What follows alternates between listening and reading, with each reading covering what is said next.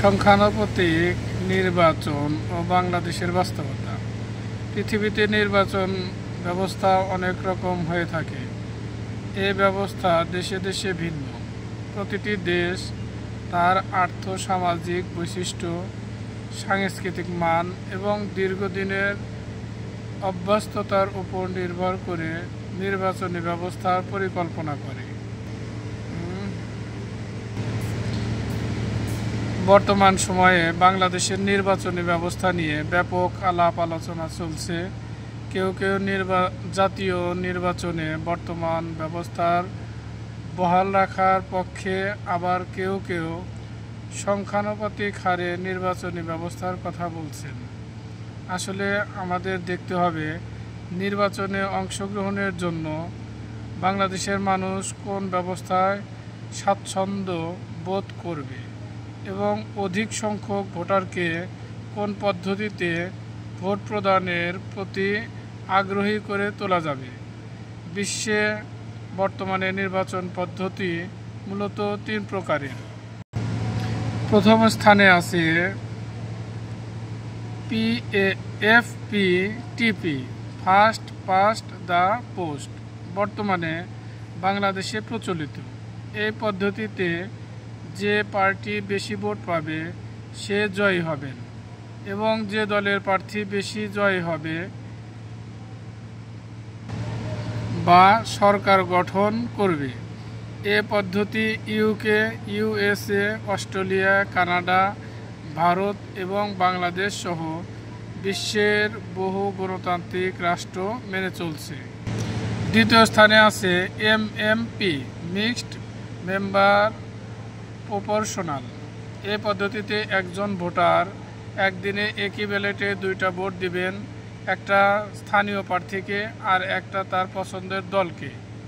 যে প্রার্থী যে আসনে জয়লাভ করবেন তিনি সেই আসনের MP নির্বাচিত হবেন এবং সর্বশেষ মোট আসন দলের ভোটের আনুপাতিক হারে বণ্টিত হবে। এ পদ্ধতি জার্মানি, নিউজিল্যান্ড, স্কটল্যান্ড ও ওয়েলস সহ বিশ্বের বেশ কিছু রাষ্ট্র FPTP থেকে এই পদ্ধতিতে স্থানান্তরিত হয়েছে। তৃতীয় অবস্থানে আছে PR, প্রপোর্শনাল রিপ্রেজেন্টেশন। এই পদ্ধতিতে ভোটার শুধুমাত্র তার পছন্দের দলকে ভোট দিবেন।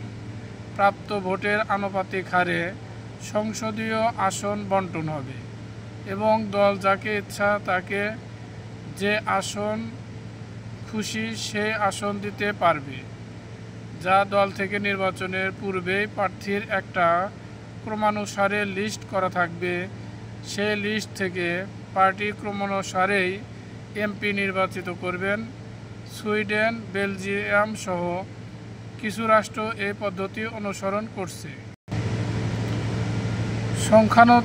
সংখ্যানুপাতিক নির্বাচনে বড় দলের নির্বাচিত সদস্য সংখ্যা কমে যাবে এবং ছোট ছোট অনেক দলের সদস্য নির্বাচিত হবে।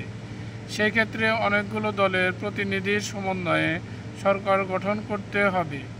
এই পদ্ধতিতে ভোটারদের সাথে জনপ্রতিনিধির সংযোগ কম থাকে এবং দুর্বল সরকার গঠিত হয়।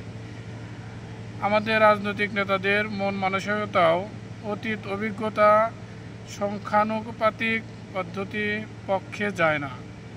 এদেশে কোয়ালিশন করে সরকার গঠনের ইতিহাস বেদনাদায়ক। কিছুদিন পর পর কোনো দলের সরকারের প্রতি সমর্থন প্রত্যাহারের স্থিতিশীল পরিস্থিতির সৃষ্টি করে দেশের আইন শৃঙ্খলার অবনতি ঘটে এবং এক ঘোলাটে রাজনৈতিক অবস্থার জন্ম দেয়, যা অগণতান্ত্রিক ব্যবস্থাপনার দিকে জাতিকে নিয়ে যায়। এই অস্থিরতা আমরা যুক্তফ্রন্ট আমলে প্রত্যক্ষ করেছিলাম। তখন সকালে এক সরকার আর বিকেলে গঠিত হতো আরেক সরকার। ফলশ্রুতিতে ইস্কান্দার মির্জা, আইয়ুব খান, ইয়াহিয়া খানের শাসন আসে। নৃতান্ত্রিক জাতিগতভাবে আমরা অস্থির চিত্তের। আমরা কখনো দীর্ঘদিন এক জায়গায় স্থির থাকতে পারি না।